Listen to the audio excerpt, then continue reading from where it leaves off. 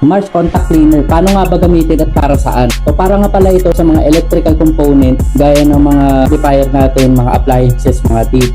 So pwedeng nito gamitin sa mga socket ng mga motor natin at sa mga switch ng mga motor natin. So kapag meron ka na ito, hindi ka na mangangamba kasi napakadali lang gamitin na ito at saka ginawa talaga siya para sa mga electrical components. Now, paano nga ba ginagamit at paano nga ba nag-work itong Mars Contact Cleaner natin na ito?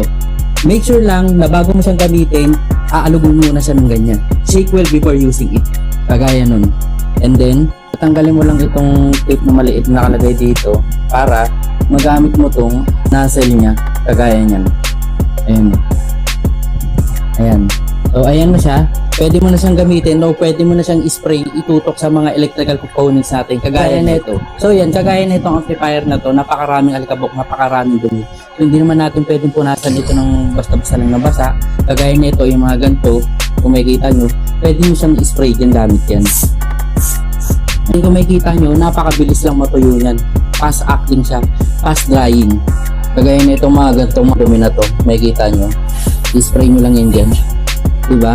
Kung nakikita nyo kagad, napakabilis matuyo.